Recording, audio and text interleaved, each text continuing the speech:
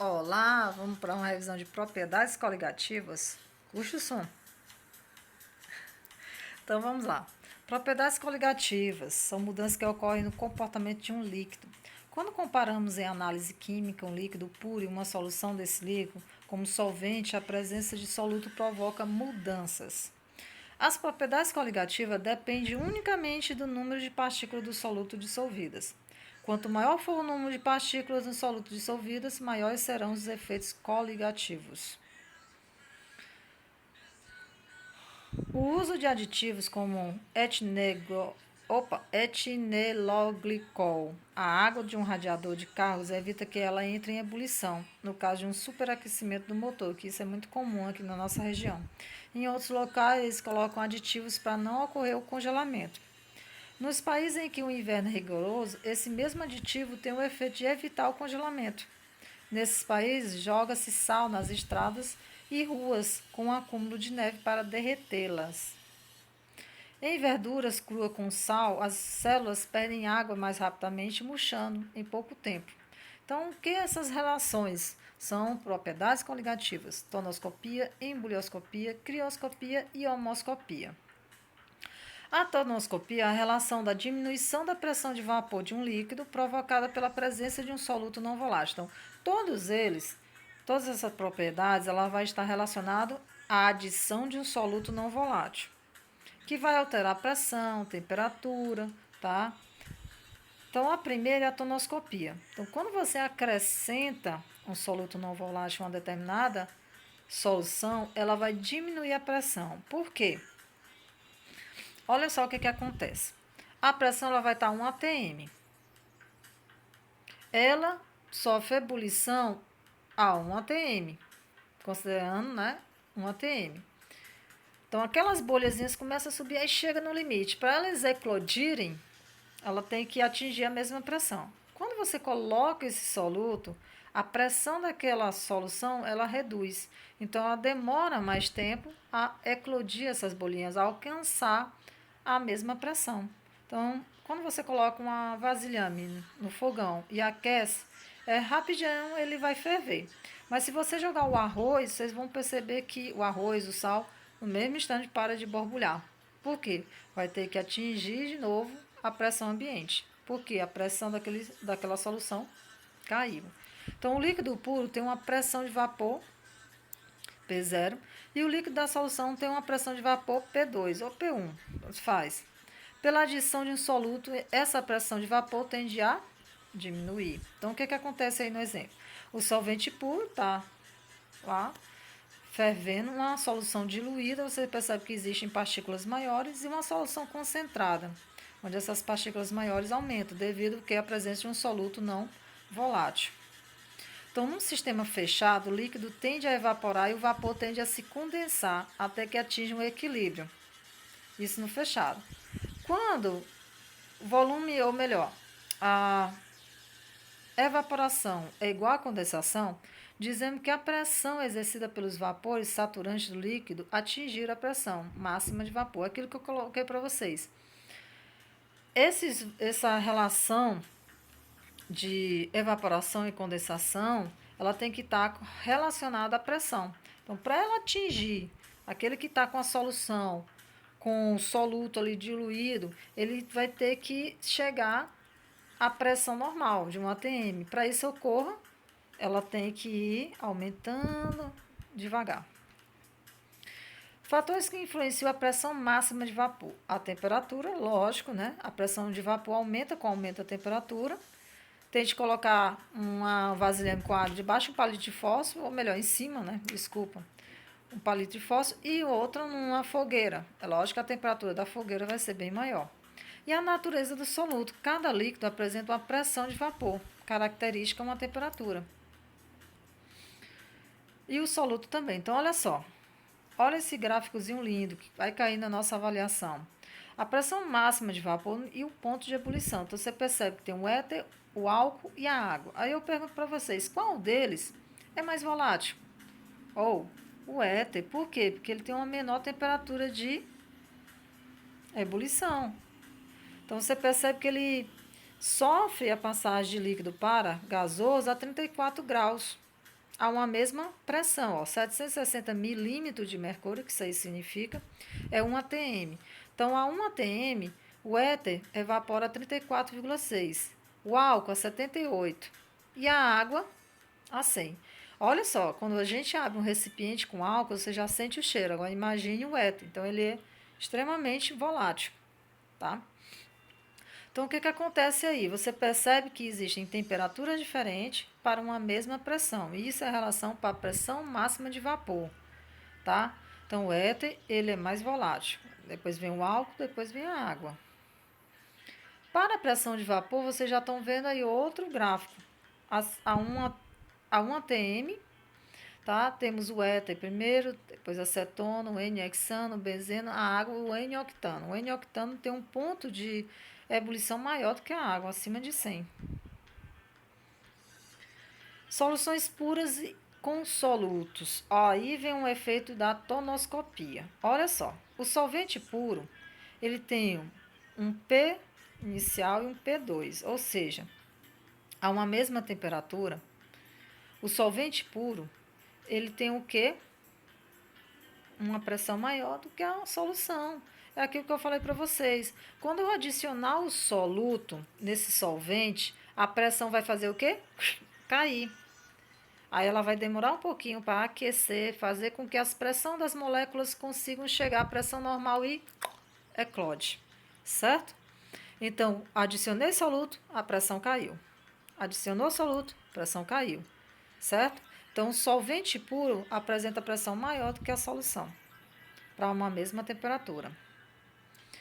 Quem congela primeiro, a água quente ou a água fria? Surpreendentemente, a água quente congela primeiro, certo? Na verdade, a água quente não congela mais rápido que a água fria, é claro. Mas se você ferver a água e depois deixar que ela resfrie até a temperatura ambiente, ela congelará mais rápido que a outra, que possui quantidade de água que não tem sido aquecida antes. Por que isso acontece, né? Quando você aquece a água, ela perde parte do ar dissolvido nela, que sai em forma de bolhas, e o ar é um mau condutor térmico. Assim, o ar presente na água dificulta as trocas de calor com o meio e dificulta a perda de calor que a água precisa sofrer para acontecer o congelamento. É por isso que aquário geralmente precisa aquelas bombinhas para manter a oxigenação para os peixes. Por essa razão, o gelo formado por água previamente fervida tem densidade maior do que aquela que se obtém com a água que não possui ou que não passou pelo processo. Em países muito frios, desculpa, o que não é o caso do Brasil, os canos de água quente tendem a arrebentar antes do que a de água fria, pois congelam primeiro. É por isso que quando o tempo fica frio, existem muitos canos aí quebrados ou começam a vazar nas ruas por causa disso, o aquecimento. Então, a pressão de vapor, o que, que acontece aí com a relação? A 20 graus Celsius, vocês percebem que as partículas são iguais, né? A 50 graus e a 100 graus. Então, as partículas a 20 graus, elas vão evaporando devagarzinho. A 50 e a 100, elas desarredam, né? Porque é maior a temperatura. Então, a ação da temperatura ela está relacionada à pressão de vapor. Se existe maior temperatura, existe uma relação de acelerar essa pressão máxima de vapor. Elas são que proporcionais. Além de Raoult, que a gente tem que é a relação da pressão de vapor de um líquido com solvente de uma solução igual ao produto da pressão de vapor desse líquido puro, pela fração molar do solvente. Então, temos a fração molar e a relação entre as pressões. Existem determinadas fórmulas para a gente obter uma única fórmula, que é o efeito tonoscópio, que é a diferença de pressão sobre a pressão inicial é igual a essa constante, que é a constante aquosa, vezes o que? A molalidade, exatamente. Está aí a fórmula definida da molalidade. A embolioscopia. A embolioscopia envolve o quê? O aumento do ponto de ebulição com a adição de um soluto não volátil. Então, a elevação do ponto de ebulição com a adição de um soluto não volátil. Então, a água ela ferve a 100, quando ela está pura. Mas se você adicionar uma uma colherzinha de sal, ela já não vai mais ferver a 100, ela vai ferver acima de 100. Então, adicionou o soluto, ocorre o quê? O aumento do ponto de ebulição. Consequentemente, a diminuição da pressão que a gente viu na tonoscopia. A nível do mar, a pressão atmosférica é 660 milímetros de mercúrio, que equivale a 1 atm.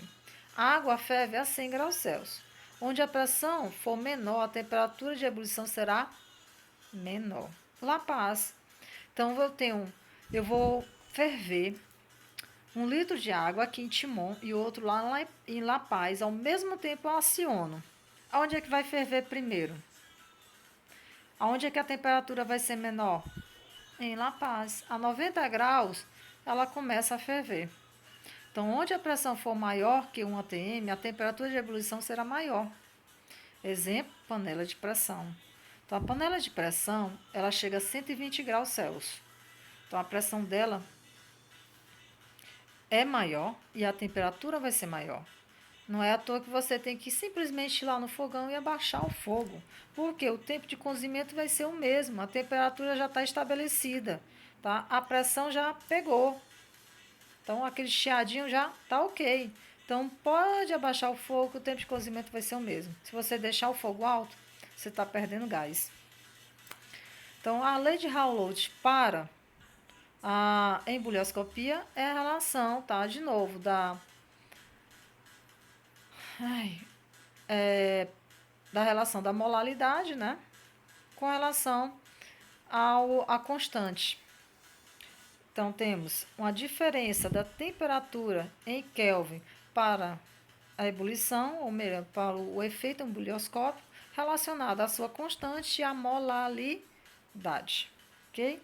Esses cálculos eu não evidenciei nas videoaulas para vocês. Por quê? Porque dificilmente a gente tem essas relações.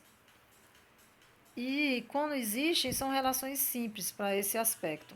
A não ser que vocês vão fazer uns testes mais, tá, promissores. Então, a gente vai fazer isso, consequentemente, nas aulas seguintes.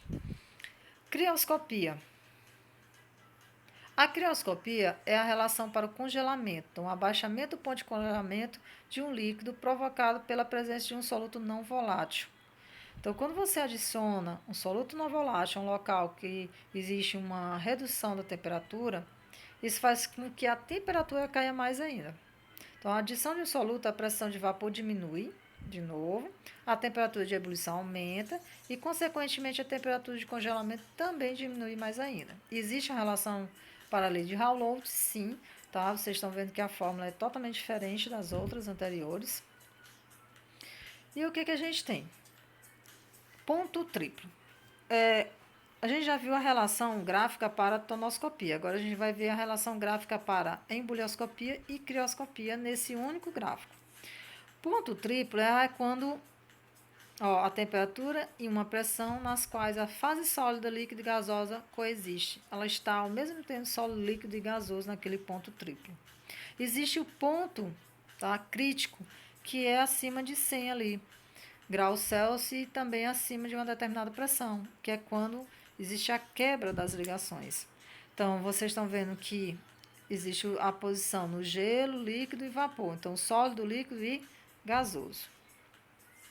Então, o ponto triplo está aí. A figura ilustra um ponto triplo, gelo, um iceberg, coexistindo com o líquido no qual flutua e com a fase gasosa onde o ar está presente.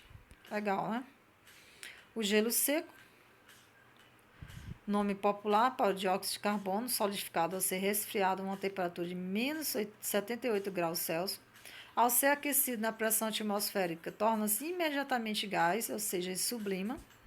E se o ar quente soprar sobre o gelo seco, forma-se uma nuvem branca.